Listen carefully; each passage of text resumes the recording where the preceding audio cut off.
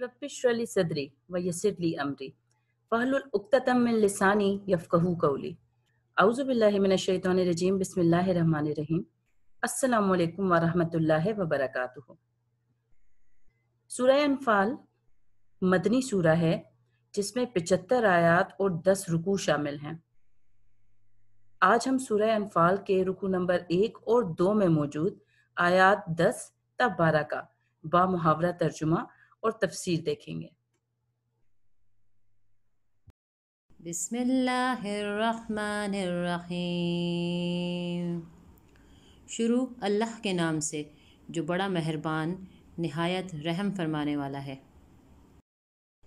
وما جعلہ اللہ الا بشرا ولتطمئن به قلوبکم وما النصر الا من عند اللہ ان اللہ عزیز حکیم۔ ترجمہ: اور اس مدد کو اللہ نے محض بشارت بنایا تھا کہ تمہارے دل اس سے اطمینان حاصل کریں، اور مدد تو اللہ ہی کی طرف سے ہے، بے شک اللہ غالب حکمت والا ہے۔ اس آیت میں اللہ تعالیٰ اپنی حکمت بیان کر رہے ہیں۔ دوسرے الفاظ میں ہم یہ کہہ سکتے ہیں کہ اس آیت کا مرکزی خیال حکمت خدا بندی ہے، اللہ تعالیٰ کی حکمت ہے۔ اللہ تعالیٰ مسلمانوں کو وہ وقت یاد دلا رہے ہیں جب رسول پاک صلی اللہ علیہ وآلہ وسلم نے اپنے سامنے قریش کا لشکر دیکھا تھا۔ جب مسلمانوں نے اپنے سامنے کفار مکہ کا لشکر دیکھا تو ان کے دلوں میں ایک پریشانی، ایک خوف آ گیا تھا۔ رسول پاک صلی اللہ علیہ وآلہ وسلم نے اللہ تعالیٰ سے دعا کی، اور اللہ تعالیٰ نے رسول پاک صلی اللہ علیہ وآلہ وسلم کو تسلی دیتے ہوئے فرمایا کہ آپ فکر مت کیجئے، ہم آپ کی مدد کے لیے آسمان سے فرشتے بھیجیں گے جو ایک قطار میں اتریں گے، ایک کے بعد ایک زمین پہ اتریں گے اور آپ کی مدد کریں گے۔ اگلی آیت میں اللہ تعالیٰ فرما رہا ہے کہ جو میں نے آپ کو مدد کی بشارت دی تھی، جو میں نے آپ کو بتایا تھا کہ میں آسمان سے 1000 فرشتے بھیجوں گا جو ایک کے بعد ایک آپ کی مدد کے لیے اتریں گے، تو میں نے ان کی آمد کو، ان کی آمد کی خبر کو، فرشتوں کی آمد کی خبر کو میں نے صرف آپ کے لیے ایک بشارت بنایا تھا، یا آپ کے لیے میں نے ایک خوشخبری بنایا تھا، کیونکہ آپ اور آپ صلی اللہ علیہ وآلہ وسلم کے پیروکار یعنی باقی مسلمان بہت زیادہ پریشان تھے، تو آپ کے دلوں کو تسلی سے نوازنے کے لیے، مومنین کو قلبی اطمینان سے نوازنے کے لیے میں نے آپ کو بشارت دی تھی کہ فرشتے آپ کی مدد کے لیے زمین پہ اتریں گے۔ لیکن یہ بات ہمیشہ یاد رکھیے گا کہ فرشتوں کا جو میں نے آپ کے لیے نزول کیا، میں نے جو فرشتوں کو نازل کیا، یہ میں نے آپ کی تسکین کے لیے، آپ کی تسلی کے لیے، آپ کو قلبی اطمینان سے نوازنے کے لیے ان کو نازل کیا تھا۔ اس کے ساتھ ساتھ میں تمہیں بشارت دینا چاہتا تھا، میں خوشخبری سنانا چاہتا تھا میں تمہیں فتح کی۔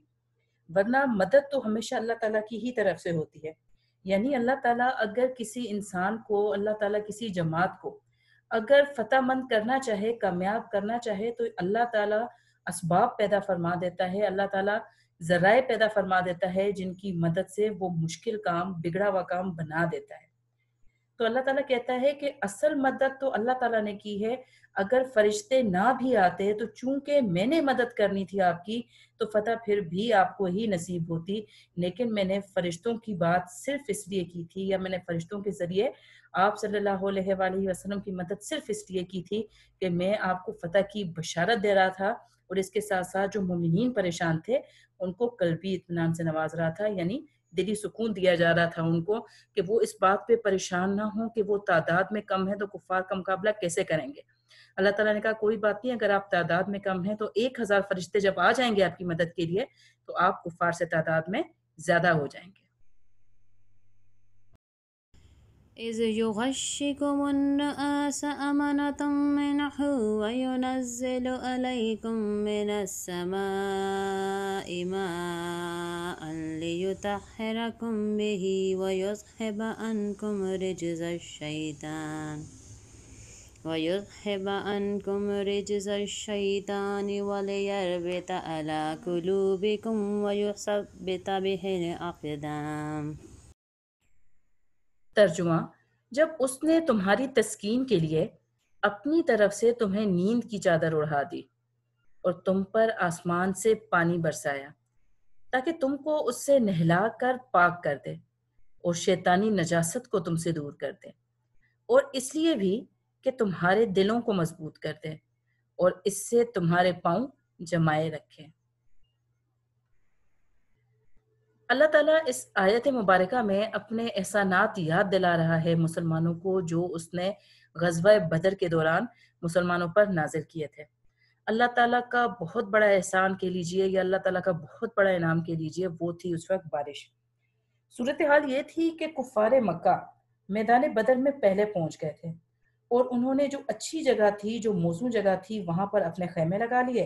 اور جو پانی کے ذخائر تھے ان پر بھی قبضہ کر لیا۔ مسلمان جب دیر سے میدان جنگ میں پہنچے تو ریت کے ٹیلوں کے سوا کوئی ایسی جگہ ہی نہیں تھی جہاں پر وہ اپنے خیمے لگا سکتے،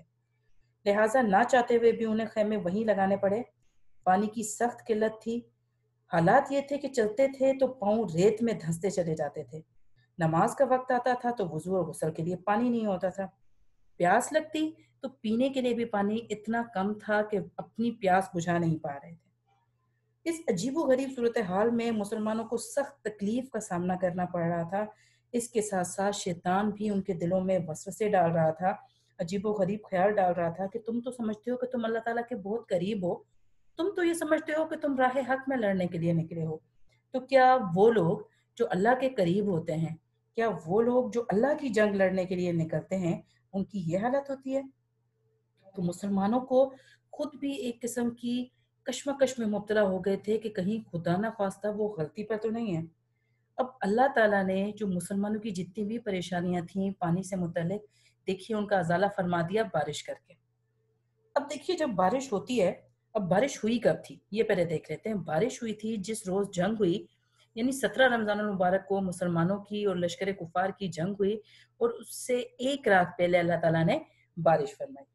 اب بارش ہونے سے کیا فائدے ہوئے؟ 5 فائدوں کا ذکر کیا گیا ہے اللہ تعالیٰ کے اس آیت کے میں احسانات کا۔ سب سے پہلے تو اللہ تعالیٰ یہ کہتا ہے کہ جب اللہ تعالیٰ نے بارش برسائی مسلمانوں پر تو مسلمانوں نے اس سے اپنے آپ کو پاک کر دیا۔ یعنی اللہ تعالیٰ اس آیت مبارکہ میں یہ فرما رہا ہے کہ میں نے آسمان سے تم پر بارش برسائی تاکہ تم پاکی حاصل کرو، یا میں تم کو اس سے نہلا کر پاک کر دوں۔ تو اب جو مسلمان محسوس کر رہے تھے کہ وہ پاک صاف نہیں ہیں، ان کے جسم پر نجاست لگی ہوئی ہے یا پاکی نہیں ہے مکمل طور پہ، تو اللہ تعالیٰ کہتا ہے سب سے پہلے میں نے آسمان سے تم پر پانی اس لیے برسایا تاکہ میں اس پانی سے تم کو نہلا کر پاک کر دوں۔ اس کے ساتھ ساتھ اب ناپاکی کی وجہ سے مسلمان جو پاک نہیں تھے، پانی نہیں تھا کہ پاکی اختیار کر سکتے، تو جو شیطان ان کے دماغ میں وسوسے ڈال رہا تھا، اس کو شیطانی نجاست یا گندگی کہا گیا ہے۔ تو اللہ تعالیٰ کہتا ہے تمہارے جب میں نے جسم پاک کر دیے نہلا کر، تو جسم پاک ہونے کے ساتھ ساتھ میں نے شیطانی نجاست کو بھی تم سے دور کر دیا۔ اللہ تعالیٰ کہہ رہا ہے میں نے تم پہ بارش برسائی تاکہ تمہیں اسے نہلا کے پاک کر دوں اور شیطانی نجاست کو تم سے دور کر دوں۔ جو شیطان وسوسے ڈال رہا تھا نا کہ تم تو اللہ تعالیٰ کے بہت قریب تھے، آج حالات یہ ہیں کہ تم پاک صاف ہو کر نماز بھی نہیں پڑھ سکتے، تمہارا تو صفائی نصف ایمان تھا، کہاں گیا تمہارا نصف ایمان؟ تو جو شیطان دل میں وسوسے ڈال رہا تھا، شیطان جو دل میں عجیب و غریب قسم کے خیالات ڈال رہا تھا، اللہ تعالیٰ نے ان خیالات کو بھی مسلمانوں سے دور کر دیا۔ اس کے ساتھ ساتھ اللہ تعالیٰ نے بارش کے ذریعے مسلمانوں کے دلوں کو مضبوطی عطا کی۔ یعنی مسلمانوں کے دلوں میں سے پہلے جو شیطان وسوسے ڈال رہا تھا، ان کے دل میں خیالات آ رہے تھے کہ کہیں وہ بھی غلط تو نہیں، کہیں جنگ لڑنے کا فیصلہ تو نہیں غلط تو نہیں، کہیں میدان جنگ میں آنے کا ہی فیصلہ تو غلط نہیں۔ تو اللہ تعالیٰ نے ان کے دلوں کو مضبوطی دی۔ مسلمانوں کے سامنے یہ چیز ثابت ہو گئی، یہ بات ظاہر ہو گئی کہ اللہ تعالیٰ نے اگر ان کو یہاں تنہا نہیں چھوڑا، اگر ان کے پاس پانی موجود نہیں تھا اور اللہ تعالیٰ نے ان پر پانی برسا دیا اتنے بہترین وقت میں، تو اللہ تعالیٰ کیسے ان کو جنگ کے روز تنہا چھوڑے گا؟ لہٰذا ان کے دلوں کو اس سے مضبوطی ملی۔ اس کے ساتھ ساتھ اللہ تعالیٰ فرماتا ہے اور اس سے تمہارے پاؤں جمائے رکھے۔ یعنی میں نے بارش اس لیے برسائی کہ جو میں نے آپ کو بتایا نا کہ ریتیلے ٹیلے تھے جہاں پر مسلمانوں نے خیمے لگائے تھے، وہ جب چلتے پھرتے تھے تو پاؤں دھنس جاتے تھے ریت کے اندر۔ اب بارش ہونے کا یہ فائدہ ہوا کہ وہ جو ریت الگ تھی نا، ذرا ذرا الگ تھا، بارش کی وجہ سے وہ تمام کی تمام ریت جم گئی اور مسلمانوں کا اس ریت پر چلنا پھرنا آسان ہو گیا۔ مسلمانوں نے یہ جو اتنی ساری بارش ہوئی، مسلمانوں نے حوض بنا لیے، جو پانی کی کمی تھی حوض بنا کر پانی بھی جمع کر لیا، جو پانی کی قلت ہے وہ دور ہو گئی، بارش کے پانی سے ریت جم گئی، مسلمانوں کو چلنے پھرنے میں آسانی ہو گئی، اور اس کے ساتھ ساتھ مسلمانوں کو فائدہ ملنے کے ساتھ ساتھ یہ ہوا کہ جو کفار کی رہائش گاہ تھی، جہاں پر کفار نے خیمے لگائے تھے، وہاں پہ کیونکہ علاقہ نشیبی تھا تو ادھر کیچڑ ہی کیچڑ ہو گئی، پانی جمع ہو گیا اور ان کا چلنا پھرنا مشکل ہو گیا۔ اب جو مسلمان پاک ہو گئے، شیطانی نجاست دور ہو گئی، اللہ تعالیٰ نے دلوں کو مضبوطی عطا کر دی، قدم جم گئے، چلنا پھرنا آسان ہو گیا، تو اللہ تعالیٰ نے ان پر ایک اور احسان کیا کہ ان پر نیند طاری کر دی۔ یہ وہ نیند نہیں تھی کہ آپ کیونکہ تھکے ہوئے تھے اس وجہ سے آپ کو نیند آ گئی، نہیں، اللہ تعالیٰ نے یہ خاص نیند تھی جو مسلمانوں پر طاری کی تھی تاکہ وہ رات میں سکون سے سو کے صبح جب اٹھیں تو تازہ دم ہوں اور جنگ جو ہے وہ جوش اور جذبے کے ساتھ پوری توانائی کے ساتھ لڑ سکے۔ تو یہ بھی اللہ تعالیٰ فرما رہا ہے کہ میں نے تمہیں نیند کی چادر اڑا دی تھی، تمہیں پر پانی برسایا تھا تاکہ تم پاکی اختیار کرو، شیطانی نجاست کو تم سے دور کیا، تمہارے دلوں کو مضبوطی عطا کی، اور اس کے ساتھ ساتھ تمہارے قدموں کو بھی جما دیا۔ إذ يوحي ربك إلى الملائكة أني معكم فثبتوا الذين آمنوا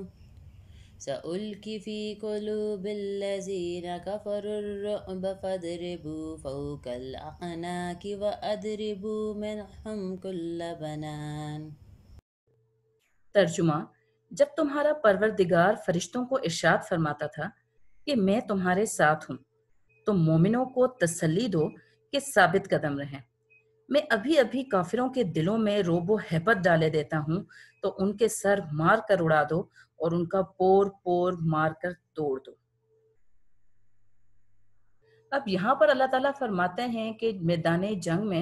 میں نے مومنوں کو تسلی دینے کے لیے فرشتوں کی طرف وحی کی، یعنی اللہ تعالیٰ نے فرشتوں کو یہ وحی فرمائی کہ آپ مومنین کو، جو میدان جنگ میں مومن موجود ہیں، آپ ان کو تسلی دیجئے کہ وہ ثابت قدم رہیں، یعنی میدان جنگ سے فرار نہ ہو، میدان جنگ سے پیٹھ نہ پھیریں۔ جو کام انہوں نے اس وقت کرنا ہے وہ کام یہی ہے کہ وہ ثابت قدم رہیں گے، وہ ڈریں گے نہیں، گھبرائیں گے نہیں، وہ جنگ لڑتے رہیں گے۔ تو اللہ تعالیٰ کہتا ہے کہ اگر مومن ثابت قدم رہیں گے تو میں کیا کروں گا، میں کفار کے دلوں میں ہیبت ڈال دوں گا، میں کفار کے دلوں میں روب ڈال دوں گا۔ یہ روب یا ہیبت کس کی ہوگی؟ یہ روب یا ہیبت مسلمانوں کی ہوگی۔ اللہ تعالیٰ یہ فرماتا ہے کہ جو کفار جنگ لڑنے کے لیے ادھر آئے ہیں نا، تو جذبہ کسی بھی جنگ میں کامیابی حاصل کرنے کے لیے جذبہ بہت اہم چیز ہوتا ہے۔ تو اگر کفار کے دلوں میں سے اللہ تعالیٰ جذبہ ہی ختم کر دے گا اور جذبے کی جگہ پر اللہ تعالیٰ روب ڈال دے گا، ایک خوف کی کیفیت ڈال دے گا، تو کیا ہوگا کہ وہ مسلمانوں کے مقابلے میں ٹک نہیں پائیں گے، مقابلہ نہیں کر پائیں گے اور جنگ نہیں کر پائیں گے۔ تو اللہ تعالیٰ کہتا ہے فرشتوں کو کہ آپ مومنوں کو تسلی دیجئے کہ وہ ثابت قدم رہیں، میں ابھی ابھی فرشتوں کے دل میں مسلمانوں کا روب ڈال دوں گا، اور جب مسلمانوں کا روب فرشتے ڈال دیں گے کفار کے دل میں، تو مسلمانوں نے جو کام کرنا ہے وہ یہ ہے کہ وہ ان کے سر اڑا دیں گے اور ان کے پور پور مار کے توڑ دیں گے۔ اب جو پور پور کا لفظ ہے نا، یہ جو بنان کا لفظ اس آیت کے اندر استعمال ہوا ہے، جو بنان ہے وہ ہاتھ پاؤں کی جو انگلیاں ہوتی ہیں ان کے پوروں کو بھی کہا جاتا ہے، اور اس کے ساتھ ساتھ جو انسانی جسم کے جوڑ ہوتے ہیں ان کو بھی کہا جاتا ہے۔ اور علماء کرام اس آیت کے اندر یہ دونوں ہی معنی مراد لیتے ہیں، لہٰذا مسلمانوں کو یہ کہا جا رہا ہے کہ مسلمان ثابت قدم رہیں۔ اللہ تعالیٰ جیسے ہی کفار کے دل میں مسلمانوں کا روب ڈال دے گا تو مسلمان اس موقع سے فائدہ اٹھائیں اور فوری طور پر کفار کی گردنیں کاٹ دیں، ان کے سر اڑا دیں، اور جو ان کے جسم کے مختلف جوڑ ہیں ان کے اوپر چوٹیں لگائیں، ان کے اوپر ضرب لگائیں اور انہیں کاٹ دیں یا توڑ دیں۔